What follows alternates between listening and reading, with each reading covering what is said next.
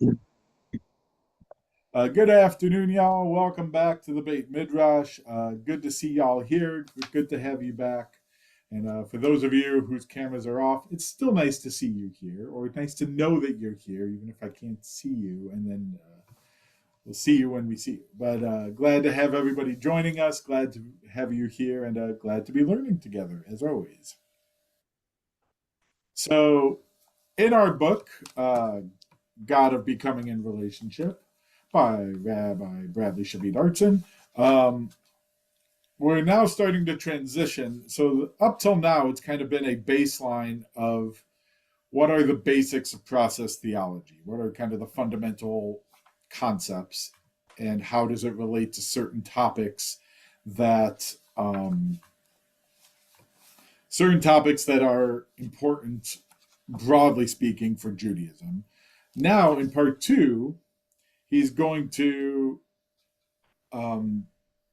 now tie it a little more directly to Judaism by and large, and say, and as he says in part of the introduction to part two, much of Judaism is in fact inherently process. So that's kind of the goal of where we're going. So for those who have said, I don't understand why this is Jewish, well, over the next however many chapters we have, I don't remember exactly how many there are. So we're on 8. So, the last 9, over the next 9 weeks or so, hopefully you'll be able to say, like, oh, now I understand why this is Jewish, as he ties some of this together into Judaism. So he kind of begins with a baseline of love and chesed as kind of the underlying principle. So that's chapter 8. But before we jump in, thoughts, comments, reactions before we go start diving into it a little more.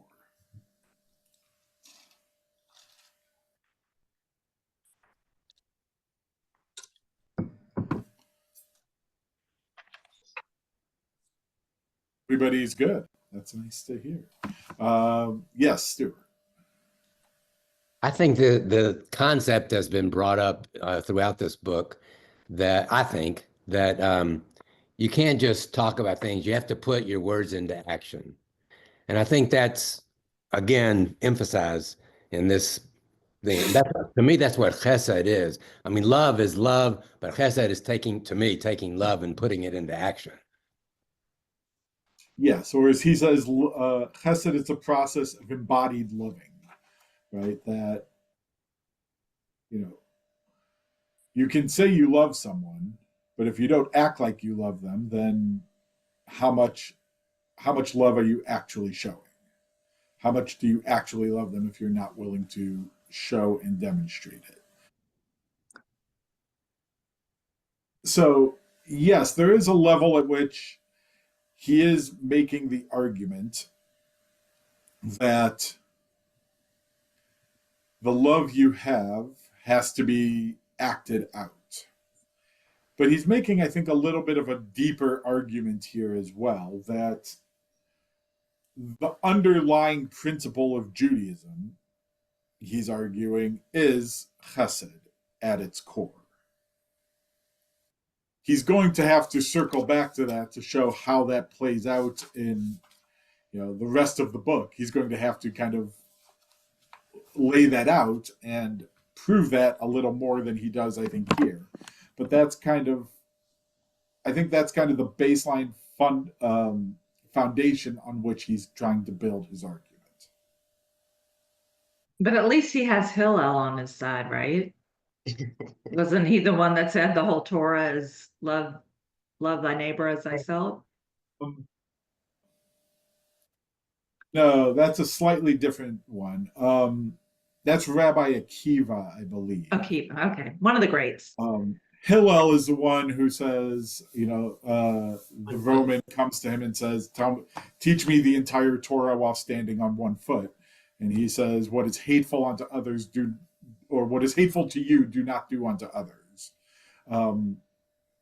Rabbi Akiva is the one who, they tried to boil the entire Torah down to one verse, and Rabbi Akiva is the one who argues, love your neighbor as yourself. Yes. Um, although, I can find it here, he he makes an important distinction here.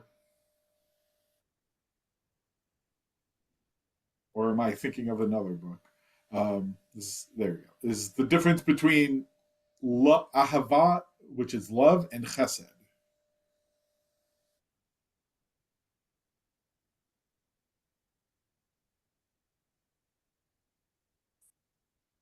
Trying to find the exact place here, but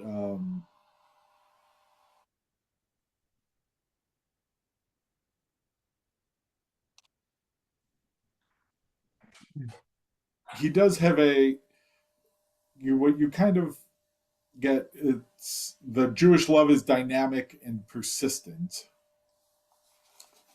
So somebody finds where he makes the distinction a little more. Page 66, the last paragraph before love is the antidote to hate. Thank you. Second half of that paragraph. Thank you. There it is. I knew it was in there. I just couldn't find it. If you look, so it's right that last, for those who are reading on an ebook, the paragraph before love is the antidote to hate says, ahava simply means love. Chesed is not simply an emotion burnished on the inside, but an emotion that translates into a sustained loving response. So, as he says later, on page 71, love ripens as loving kindness. That love is an emotion. It's something we feel.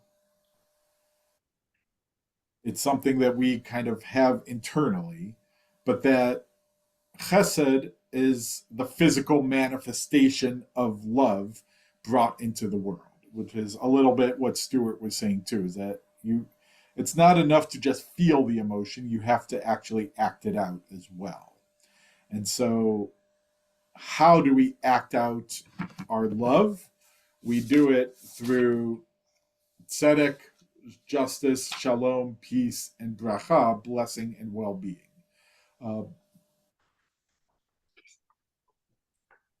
I'll take a moment if you have any thoughts, comments, questions. Well, I have a question.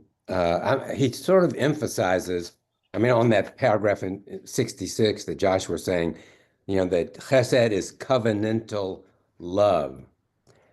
I wasn't exactly sure how he's using the word covenant for that. Covenant is agreement. Well, yeah, I understand. It's an agreement, like an agreement with God to do his mitzvot, an agreement, to have circumcision. There's all these covenants that we have. It's an agreement with God, but I don't understand exactly what he's talking about in terms of covenantal love or covenantal loving kindness. So the way I would understand it there, or Barbara, were you answering or? Yeah, my thought is just that it's permanent. It sort of transcends the moment. It's bigger, it's higher level. Go ahead, Rabbi, you're going to do a better job.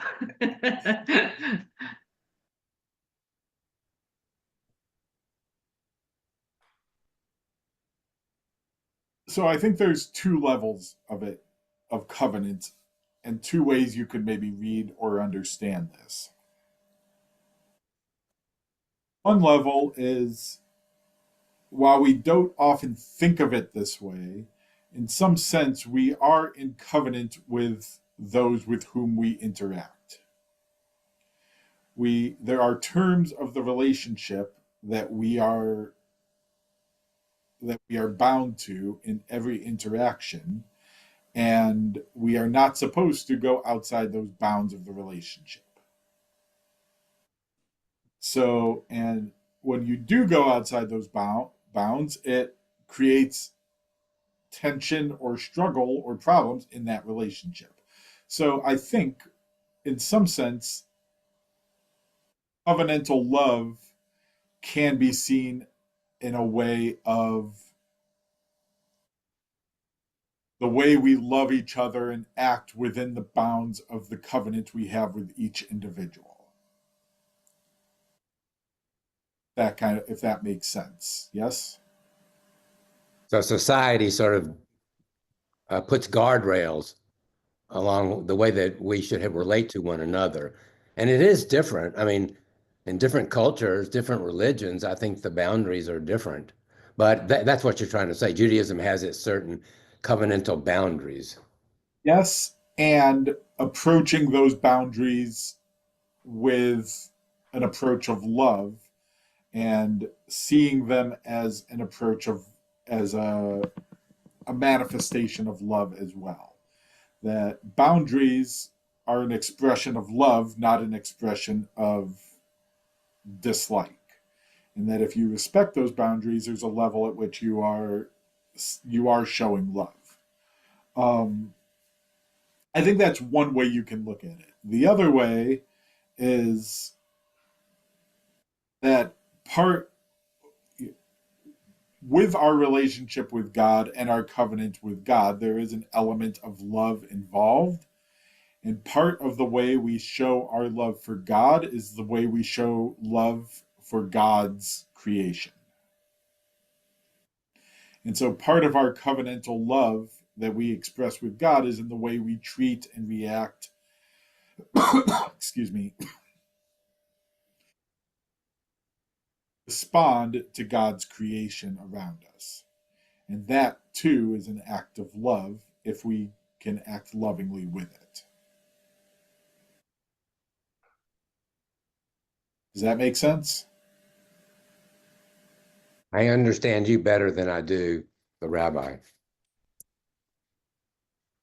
Well, I'm hoping I understand him better, but What's occurring to me when we talk about the difference between Hesed and Ahava is the idea that you could, like, Hesed is not, you can have loving kindness for humanity. That doesn't mean you love every human.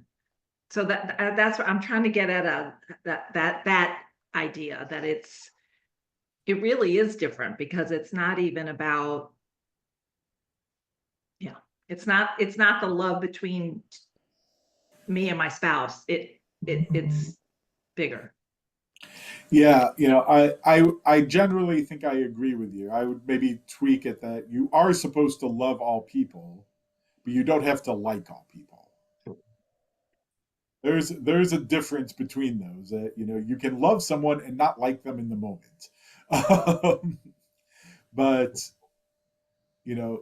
despite your disagreements, even if you're angry at someone, deep down, ultimately, you still love them. But you don't have to like everybody all the time. No. It's also, it seems to me, a state of how you approach the world, a state of being, your internal being, that you are approaching the world with a sense of love and acceptance, and just a different way of entering the world, as opposed to approaching it with judgment or hatred or top dog, bottom dog, which is so prevalent in this world. Or as he kind of outlines near the beginning of the chapter, that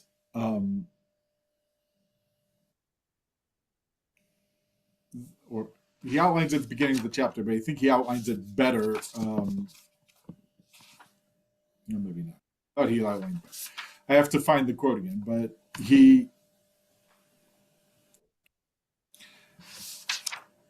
we don't have to give in to the fear and the rage and the hatred that other people want us to have. This is kind of the point of his love is the antidote to hate, right? That we so much of the world. He outlines a lot of it here, that there's a political system and partisan vitriol and the loss of the ability of political parties to learn from each other, and they instead mock each other. So-called honor killings, terrorism, slavery.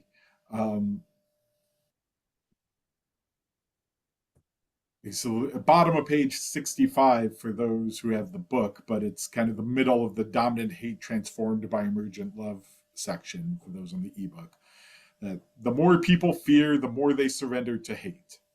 The more vulnerable they feel, the more they hate. The more ruthless and unconnected they feel, the greater is their rage and hatred.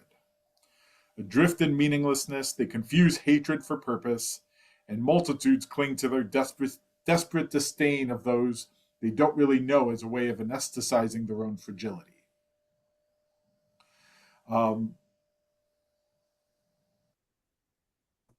People who hate want to perpetuate hate. People who are scared want to make you feel scared. People who are unconnected want to convince you that you shouldn't be connected. They want you to be like them. And I think what Rabbi Artson's arguing is you really don't have to. There's another option, and that's to love instead. And to use this, I love these two stories that he brings in of the Sassover Rebbe. And it's, with these people who are angry, who are scared, who are hate, who are filled with vitriol, what do you do? You act like the first story where, the Rebbe's listening to the two friends talking, and, in their drunken stupor, one of them says, "Do you love me?" And the other one's, "Of course I love you. You're my drinking buddy. Of course I love you." And he says, "What causes me pain?" He says, "How am I supposed to know? I'm just your drinking buddy." He says, "If you loved me, you would know what caused me pain." So with these people who are angry, full of hate, full of rage, I think part of Rabbi Artson's argument is our response is to figure out why they feel that way, to show them love, figure out why they feel that way, and be able to heal and move on from there. Is that always going to work? Probably not. Are there times it is unsafe to do that? Yes. And I don't think Rabbi Artson would recommend putting yourself in unsafe situations. And there's a difference between unsafe and uncomfortable.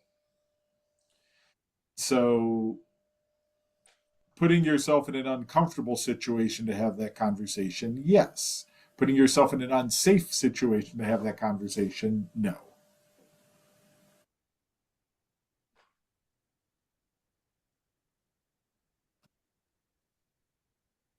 Thoughts, comments?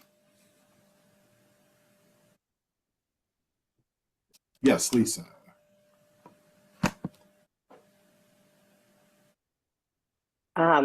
This is whatever, adjacent to what we're talking about. I was just trying to understand the relationship between process theology and love. And so as far as I got was that process theology says that we're in relation, everything's in relationship, that we're in relationship with each other, we're in relationship with God, we're in relationship with everything around us. And then we have choices in relationships, and our optimal choice, I guess, that is love in those relationships. Is that sort of the connection, or is there something more? The way I was reading this, as I was reading this chapter, is relationships don't grow or change or evolve. They are not in process, so to speak, unless there is a foundation of love to them. You know, if you don't have that foundation of love, there's no reason to continue the relationship in any way, or wanting to see it grow or change or evolve. If you don't have love, then there's no reason to continue the relationship at that point. So with that foundation of love, now with each other, with the world, with God, now you can actually have a basis on which to grow, to want to continue to see that relationship get stronger. But without love, then there's no reason to do that. Yeah, I appreciate what you're saying. I'm not sure if I agree with the idea that you can't have a relationship without it being founded on love, because I think there's people that have relationships that are very dysfunctional relationships and perhaps unloving relationships. Yes. I think, on some level, I think that might actually prove my point a little bit.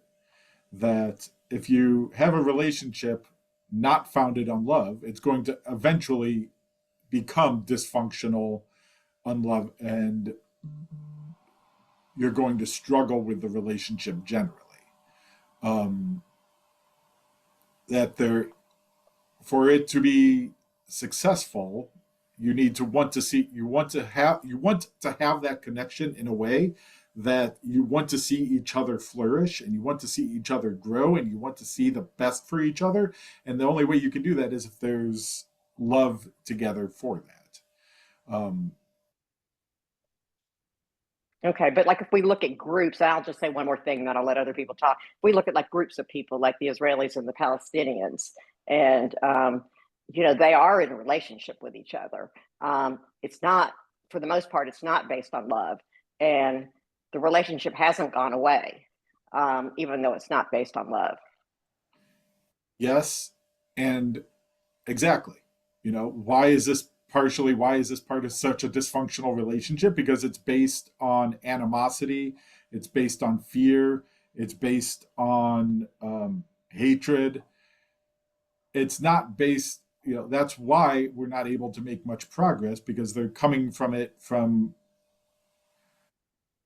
come from it from a point of view that's not actually a relationship building point of view. Cindy? Isn't it incumbent upon us to change the relationship, to realize that we don't know our drinking buddy, and how can we turn that into a real, like, covenantal relationship based on love? And so it's interesting, Lisa, that you brought up about did you or Rabbi bring up about the Palestinians and Israel? So it makes me think about how we yell across the aisle at each other in our own government rather than learning from each other. And maybe we need to do more listening in our relationships to help us get to that point of love and understanding, so that we can make that into a more healthy relationship that then results in loving kindness. And that's the process. I don't know. I'm trying to to make I some think you said it quite well, but Yeah, and actually, Rabbi, I feel like you need to get Rabbi Artson to edit his book, and maybe it's somewhere else in the next chapters. But you added the piece, which opens it up so much to when the drinking buddy said, "If you knew me, you know my pain." Then you took the next step of someone who's being hateful to you. Try to, in a loving way, try to figure out their pain instead of reacting with hate as well. And I didn't see that anywhere in the chapter, and that just made the story so much more powerful for me. The paragraph after that story, he does kind of allude to it. He doesn't say it super clearly, but he says, it is but a small step from knowing what it is that causes someone's heart to break to mobilizing to alleviate that pain. So, if we can understand and empathize and feel people's pain, then we can help alleviate it. Then we can maybe help alleviate some of the hatred and anger that they're experiencing as well. Right, but this isn't a story of two friends, so that's easier. I'm talking about two enemies. Yes. That's yes. a lot bigger, and but same idea. But we're also talking not about two individuals. We're talking about countries, institutions. And, I think it's interesting that this Israeli-Palestinian issue comes up because in so many ways there are mixed messages from what is a Jewish state, a religious Jewish state. And so how are we supposed to, I guess, embody this concept as a state? How am I even supposed to feel about this? My own feelings are so confused and conflicted. So that's in many ways what this chapter brought up to me. I'm glad Lisa kind of brought this up because that's where I struggle.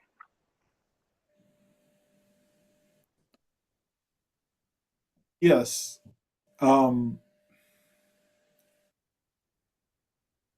Yes, there is a level at which this is easier to do with your friends than your enemies, as Barbara said. And yes, there's a level at which, two individuals having this conversation is easier than having, millions of people having this conversation simultaneously.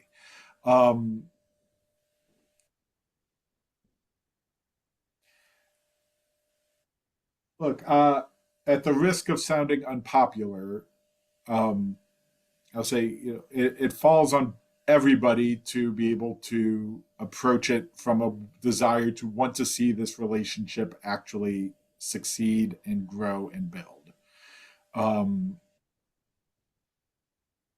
And relationships inherently go both directions.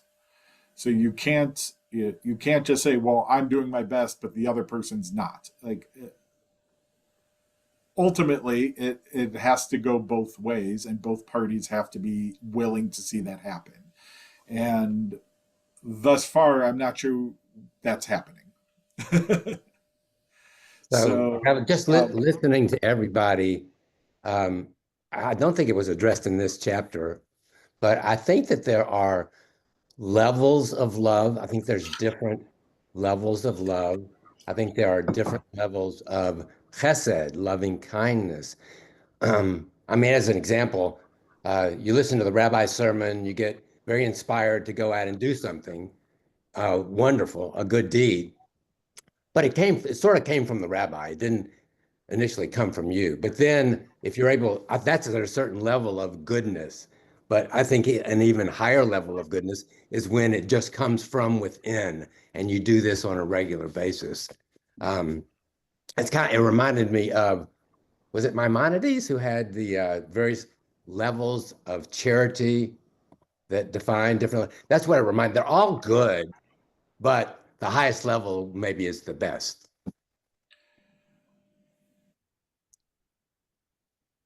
Yes, and what you're saying reminds me of a Talmudic debate that they have of whether it's better to do something without kavanah, without the right intentions, or whether it's or whether it's better to do it, wait until you have the right intention to do it.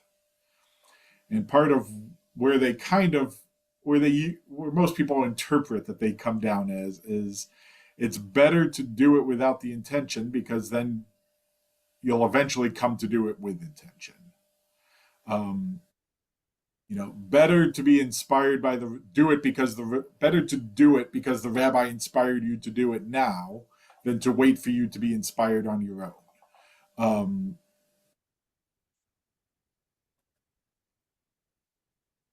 Don't think that the lower levels are inherently worse. There's a level at which, even if you're doing the lowest level of tzedakah on Maimonides' ladder, you're still doing tzedakah. You're still helping somebody. So it's not like you should see, I'm not doing it at the level I'm supposed to be, so therefore I shouldn't be doing it. And try to work yourself into getting to a higher level. Try to keep progressing, growing, evolving, but don't let as a Rabbi Dorf used to tell us, don't let the perfect be the enemy of the good. Lisa, you look like you were going to say something. Yeah, I'm just thinking about that. It just seems like, and maybe this ties into Israel a little bit, but it seems like there's groups of Jews that are more focused on the halacha than they are focused on love. And to me, when you read this chapter, and if you think about Rabbi Hillel and Rabbi Akiva and all that, love is the most important thing. But why do we have so many groups of Jews who are sometimes just focused on the halacha and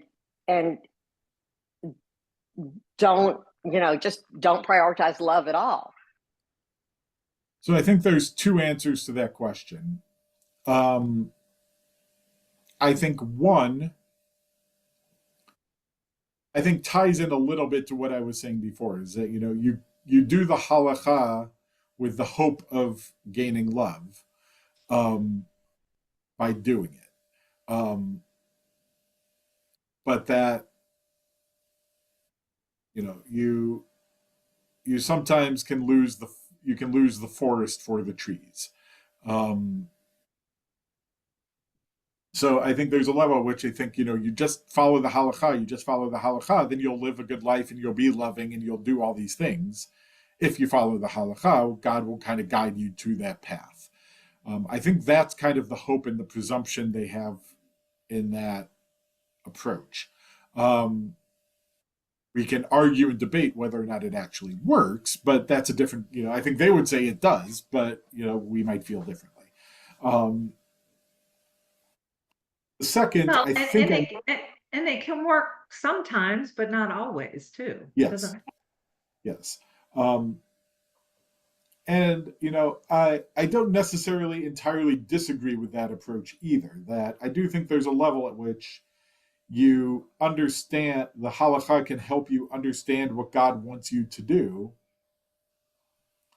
And by understanding that God gave us these laws out of love and that we are loving, that we should then love more because of it. I do think there's a level at which that halakha can do that. You just have to do it. I think the second one, I think I shared this either last week or the week before, that Rabbi Shai Held taught, is that when he has this hypothesis that when Jews were getting more integrated into American life, they wanted to distinguish themselves from their Christian neighbors by identifying those things that Christianity laid claim to and identifying themselves as not that. So, Christianity believes in heaven and hell. So Jews don't, which is not entirely true by any means. Christianity believes in a personal Messiah, so Jews don't. Well, that's not really true either. Christianity preaches that God loves us, so we're not going to preach that. and I think Rabbi held certainly. He even put out a book last year called "Judaism is About Love." So Rabbi Artson, in a similar vein, is trying to reclaim. Actually, that's not really what Judaism is. Judaism really is about love. Judaism does have love as a foundation to its, as a principal part of its theology. Heck, twice a day we talk about how God loves us. Ahavat rabba tanu, with a great love you have loved us. Ahavat olam Beit Yisrael, with an eternal love you have loved us, God. And we say this twice a day in the morning and evening recitation of the Shema. It's central to our theology that God loves us and that we are ve'ahavta et Adonai Elohecha. You shall love Adonai your God with all your heart, with all your soul, with all your might. This is what we say twice a day. So it is central to who we are. Also, we just, we have to remember that loving God also means loving God's creation, which is sometimes a challenge to remember.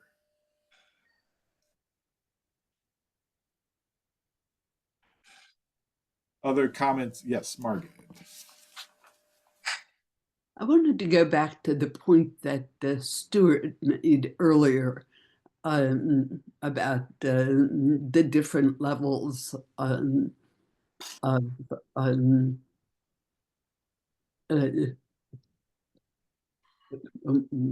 forget the word.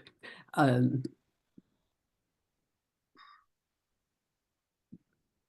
am I going to say here? Hesed or tzedakah or what?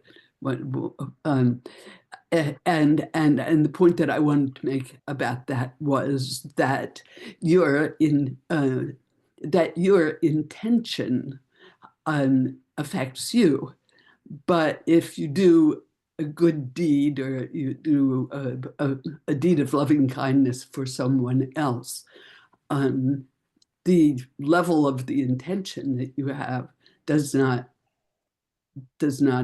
affect them. They still get the benefit. They still get the benefit of the good that you're doing, and so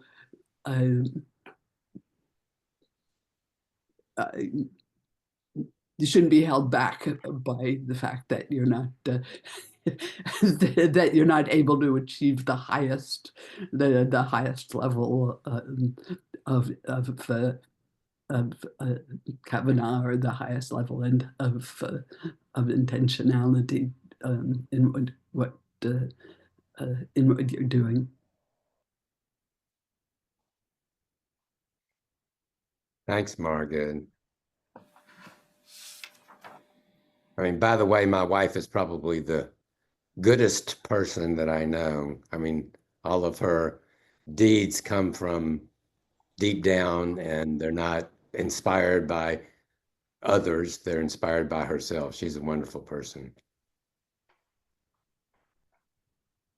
And your Aunt Mickey.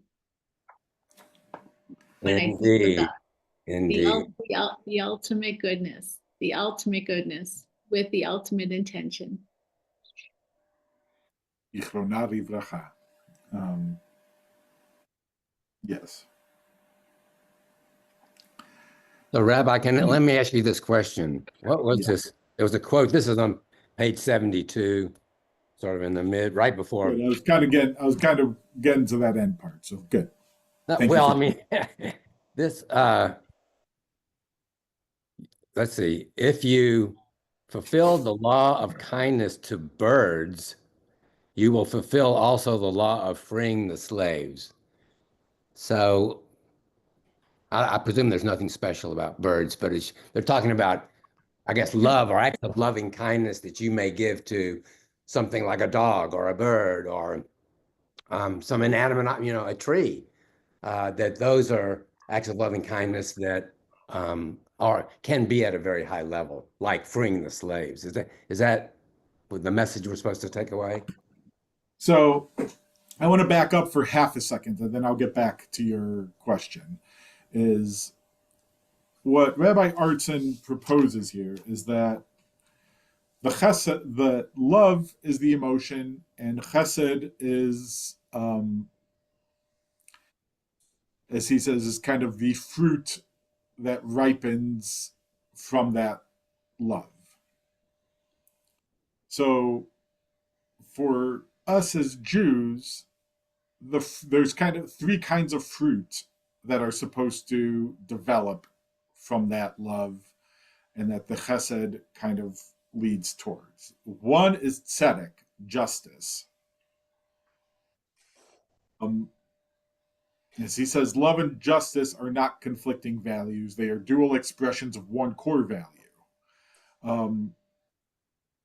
If you love someone, you want to see the right thing done for them.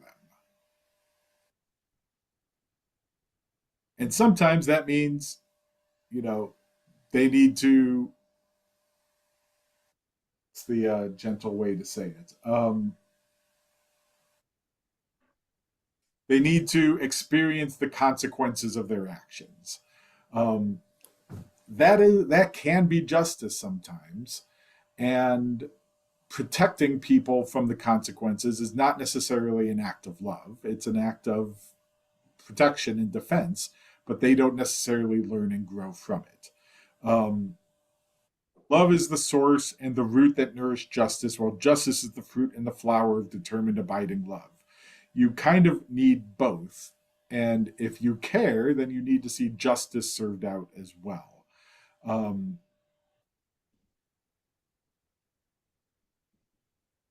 So that's part one. Part two is the one that Stuart was referring to, of shalom, peace. And that the way Rabbi Artson is in reading peace is about, he reads it as very much as in terms of wholeness and integrity. The authentic selves we are in private and in public. It means offering to the world the fullness of who you are at your best, and inviting others to rise similarly to their unique greatness.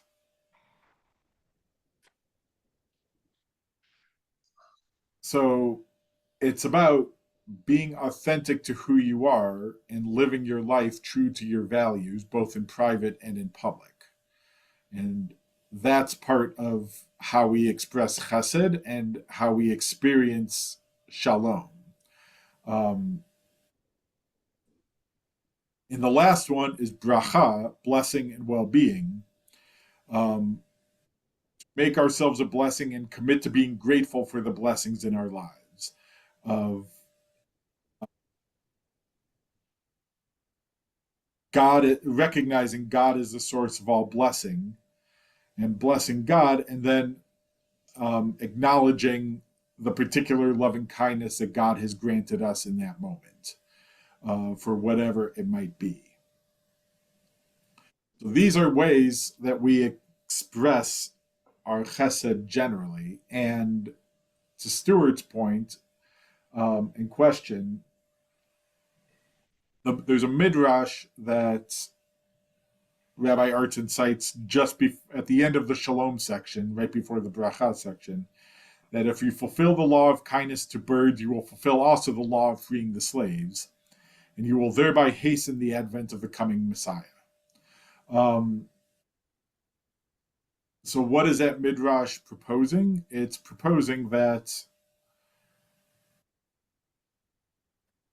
as Pirkei Avot says, mitzvah goreret mitzvah, that one mitzvah leads to another. That if you do one, you're more likely to do another one. And if you do that second one, you're more likely to do a third one after that. And if you do the third one, you're going to be likely to do a fourth one. That chesed kind of works the same way. If you're showing kindness to animals, you're showing kindness to birds, which, are kind of lower on the rabbinic totem pole, so to speak. You're showing kindness to birds, then you're more likely to show kindness to other animals. And if you're willing to show kindness to other animals, you're more likely to show kindness to your friends. And if you're more likely to show kindness to your friends, you're more likely to show kindness to those who are lower on the human totem pole, so to speak, in the societal scale of the slaves. And you'll want to fulfill the law of freeing the slaves. And if you're willing to fulfill the law of freeing the slaves, you're going to keep, you start showing kindness in one, you're going to keep showing kindness throughout. So that and the way we're going to get the Messiah to come, according to this Midrash, is by that chain of kindness along the way. That the kindness we show will help hasten the Messiah's coming. Barbara? I agree with that. I took it a little bit differently because, yes, one kindness leads to another, but I think the point is this insignificant kindness or less significant kindness of being not taking a bird's eggs while they're there. If you're going to do that, then of course you're going to do this bigger kindness that's more important to free the slaves. And in our trip to India, we talked a little bit about Jainism and how there's this whole religion of not stepping on an ant and that's not something I would ever do, but and I remember reading about this when I was like 6th or 7th grade, and it was so impactful to me that there could be people that make sure they sweep all the insects out of the way before they step. It just opens your mind to how much more so then should we be kind to humans. So I think that's the way I read it, a little bit different. Yeah, the converse has sometimes been shown to be true as well, that there are, people or children who have shown great violence to other people started with animals along the way when they were younger. I'm not saying this is a universal thing, but there has been a correlation shown in the past. So they're proposing the counter to that show love from the beginning, and you'll be more likely to continue showing love down the line as well. Margid, you had your hand up. Actually, when you evaluate kids you do ask about early violence to animals and cruelty to animals and so on, and but I also think that this is a little bit too concrete in this discussion about birds' eggs leading to really the point is that any act of kindness sort of generates more acts of kindness and so on and so forth, and it doesn't have to be quite this in this concrete sort of way, but that it's a spreading of the chesed.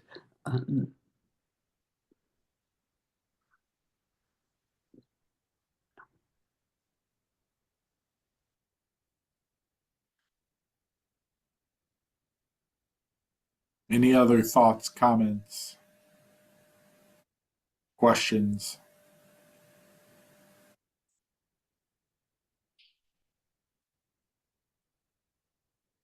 I must say that at the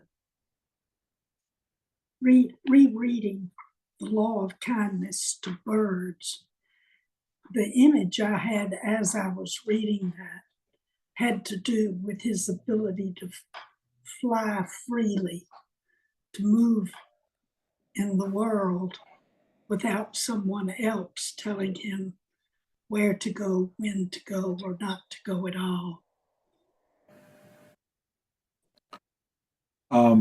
Maybe less about freedom, but more about along that line of being able to go through the world and with integrity, and be able to show love and kindness along the way.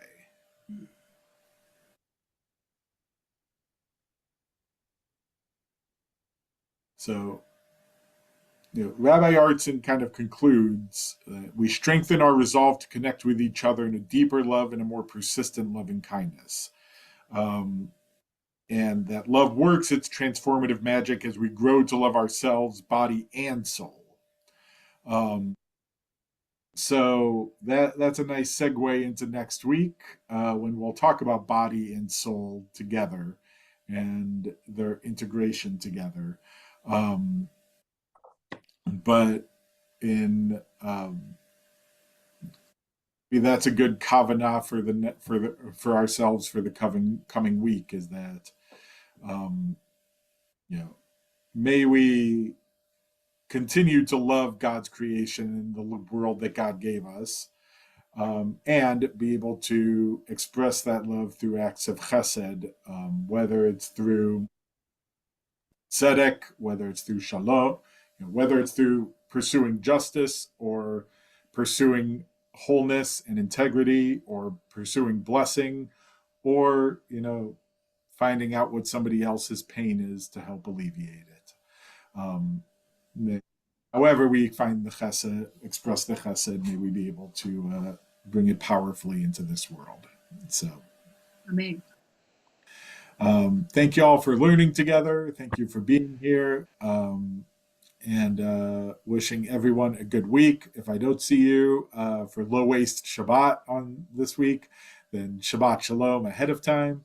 And if I don't see you even then Shabbat Shalom, Shavua Tov. And hope to see y'all next Thursday for our next class.